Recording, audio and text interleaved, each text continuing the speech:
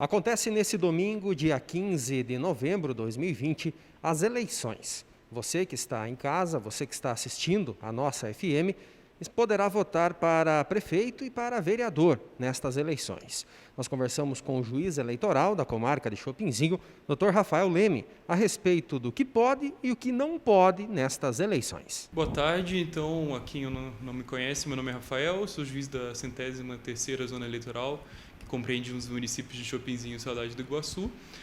Hoje eu queria só passar algumas informações que me parecem relevantes para o dia da votação.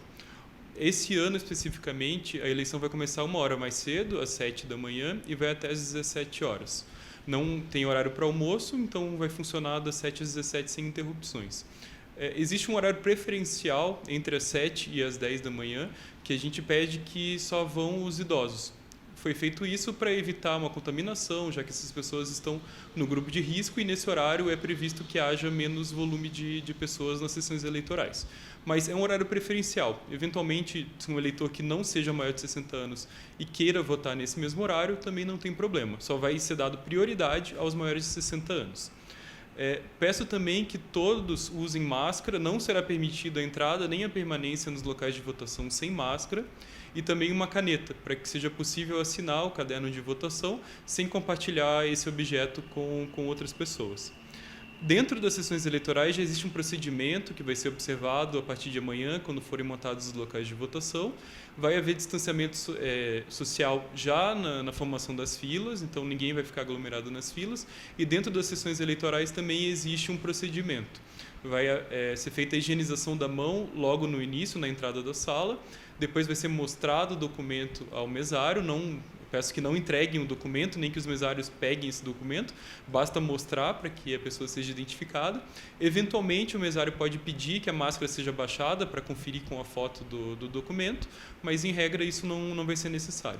Depois disso, vai ser liberado o acesso à urna, a pessoa vai votar e, na saída, ela novamente higieniza a mão. Então, todos esses procedimentos para evitar a contaminação pela Covid. Esse ano também não haverá biometria, para agilizar o processo de votação e diminuir o tempo de espera das pessoas e também para que não seja necessário colocar o dedo no aparelho e diminuindo assim o risco de contaminação. Caso algum dos eleitores precise de acompanhamento, eu peço que não seja acompanhado por crianças. Já houve casos aqui na comarca de confusão, de derrubar a urna, de acontecer problemas na votação porque as crianças não conseguiram se controlar. Então, quem precisar de auxílio pode se valer de uma pessoa de sua confiança, que não pode ser candidato, não pode ser fiscal e não pode ser servidor da Justiça Eleitoral. Então, a gente pede que leve pelo menos um adolescente, alguém que já tenha um pouco mais de controle, de responsabilidade no trato com a urna.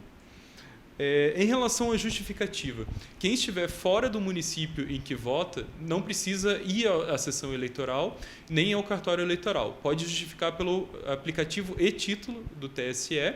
Ele vai identificar pelo GPS do celular que a pessoa não está no município em que vota e vai admitir a justificativa lá naquele momento mesmo. Quem está no município em que vota, por exemplo, em Chopinzinho ou em Saudade do Iguaçu, e mesmo assim não vai poder ir votar, seja porque não consegue sair de casa, ou porque está com sintomas de Covid, ou porque já teve a doença constatada, não saia de casa, não é necessário isso. Existe um prazo de 60 dias, ou seja, até o dia 14 de janeiro de 2021, para que essa pessoa apresente a justificativa pelo site do TSE, tá? Ou do TRE ou do TSE.